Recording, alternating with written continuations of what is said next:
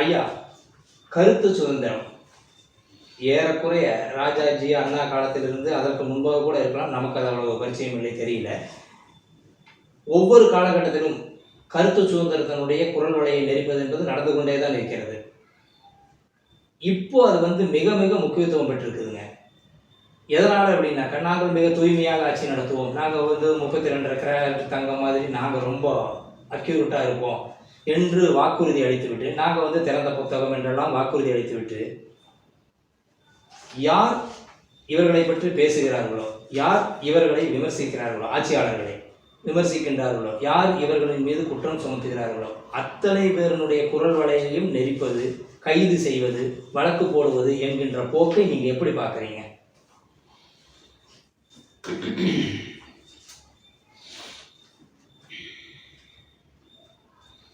ஏன்னா நீங்கள் கருத்து சுதந்திரத்தோட தொடர்புபடுத்துறீங்க. அதாவது அரசு மக்கள் இப்படி 2 பிரிவாக இருக்குது. சரிங்களா? சரிங்க.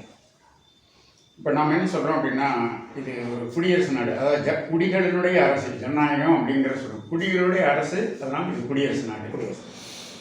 இப்போ என்ன அப்படின்னு பார்த்தா, அதெல்லாம் மன்னர் கட்டத்தில் மன்னன் முயற்பதே மலர் தலையுலகம் இல்லைங்களா? மன்னன் எப்படியோ மக்கள் அப்படின்னு, மன்னன் வாயிலிருந்து வருவது எல்லாமே சட்டமாக இருந்துச்சு. இந்த ஒரு படம் வந்துச்சுங்களா, இப்போ எடுத்து போடுது, பாகுபலி. பாகுபலி எனது ஆணை இல்லைங்களா, நான் எந்த கன்சல்டேஷனும் இல்லை, என் கட்டளை கட்டளைகள் எல்லாமே சட்டம் தான். ஆமாம். ஆனால் வரலாற்றில் பழக்கம் வழக்கமாகி, வழக்கம் நியாயமாகவும் தர்மமாகவும் சட்டமாக மாறியது. இதுதான் சட்டங்கிறது வானத்தில் குதிச்சு வர்றாங்க.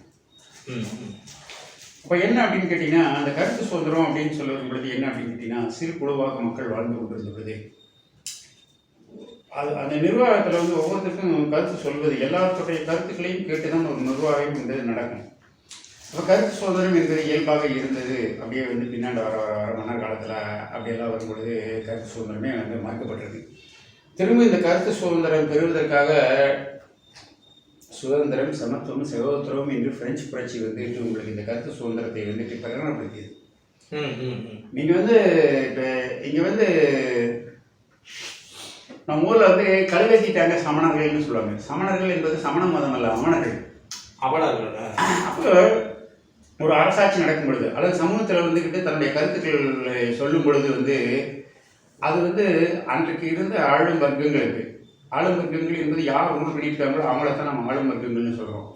அவர்களுக்கு எதிராக இருந்ததனால் என்ன பண்ணிட்டாங்க, கழுவேற்றிட்டாங்க. எதிர்கருத்தாளர். ஆமாம். அது என்ன நடந்ததுங்கிற வரலாறு நமக்கு கழுவேற்றினது மட்டும்தான் இருக்குது.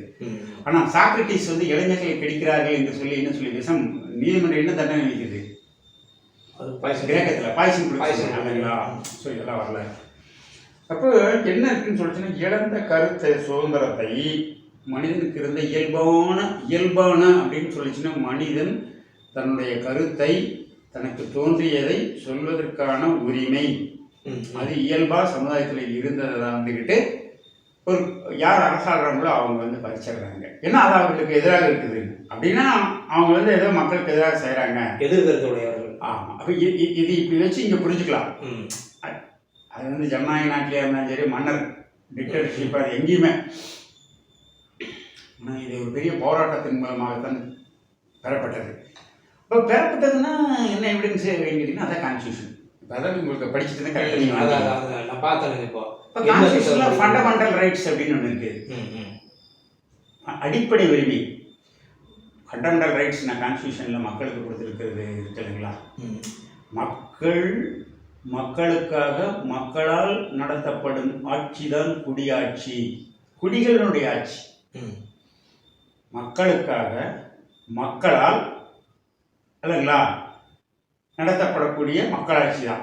For the people, by the people, of the people. யாருக்காக? மக்களுக்காக. யாரால்? மக்களால். யார் நினைக்கிறாங்க? மக்களால் தேர்ந்தெடுக்கப்படுறவர்கள், ஆஃப் த பீப்புள். ஆனால் இதில் என்னென்னா, ரொம்ப ஃபார் த பீப்புள் அப்படிங்கும்போது எஃப்ஓஆர் இல்லை, எஃப்ஏஆர் போட்டுடுறீங்க. ஃபார்னு தூரம்,